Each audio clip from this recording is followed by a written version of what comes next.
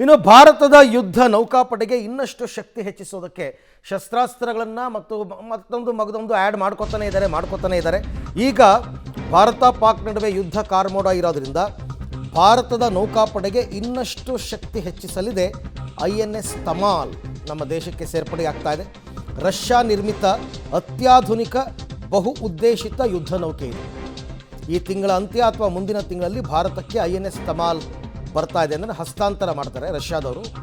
ಹಡಗುಗಳನ್ನು ಧ್ವಂಸಗೊಳಿಸಬಲ್ಲ ಬ್ರಹ್ಮೋಸ್ ಕ್ಷಿಪಣಿಗಳನ್ನು ಇದರ ಮುಖಾಂತರ ಉಡಾಯಿಸಬಹುದು ಅಂತ.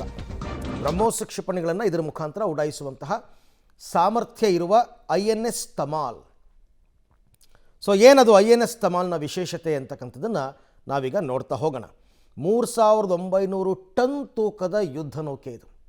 3900 ಟನ್ ತೂಕದ ಯುದ್ಧ ನೌಕೆ ಗಂಟೆಗೆ 55 ಕಿಲೋಮೀಟರ್ ವೇಗದಲ್ಲಿ ಇದು ಸಂಚಾರ ಮಾಡುತ್ತೆ ಅಂತಕ್ಕಂಥದ್ದು ಇನ್ನೊಂದು ವಿಶೇಷತೆ.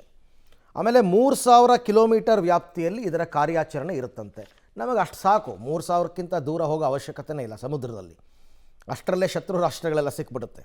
ಶತ್ರು ಪಾಳೆಯದ ರ್ಯಾಡಾರ್ ಕಣ್ತಪ್ಪಿಸಿ ನಿಖರ ದಾಳಿ ನಡೆಸುವ ಸಾಮರ್ಥ್ಯ ಇದಕ್ಕಿದೆ.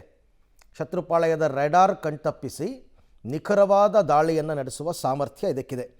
ಸೂಪರ್ಸಾನಿಕ್ ಬ್ರಹ್ಮೋಸ್ ಕ್ಷಿಪಣಿಯನ್ನು ಈ ಹಡಗಿನ ಮುಖಾಂತರವೇ ಉಡಾಯಿಸಬಹುದು. ಬ್ರಹ್ಮೋಸ್ ಕ್ಷಿಪಣಿಯನ್ನು ಉಡಾಯಿಸುವ ತಾಕತ್ತು ಇದಕ್ಕಿದೆ ಅಂತಕ್ಕಂಥದ್ದು ಸದ್ಯಕ್ಕೆ ಗೊತ್ತಾಗಿರೋದು. ಅದಕ್ಕೋಸ್ಕರನೇ ಭಾರತ ಇದನ್ನು ಖರೀದಿ ಮಾಡಿದೆ ರಷ್ಯಾದಿಂದ. ಈ ತಿಂಗಳ ಕೊನೆಯಲ್ಲಿ ಅಥವಾ ಮುಂದಿನ ತಿಂಗಳ ಆರಂಭದಲ್ಲಿ ಇದು ನಮ್ಮ ನೌಕಾದಳಕ್ಕೆ ಸೇರ್ಪಡೆಯಾಗುತ್ತೆ. ಸೇರ್ಪಡೆ ಆದರೆ ನಮಗೆ ಇನ್ನೊಂದಷ್ಟು ಶಕ್ತಿ ಬಂದಂಗೆ.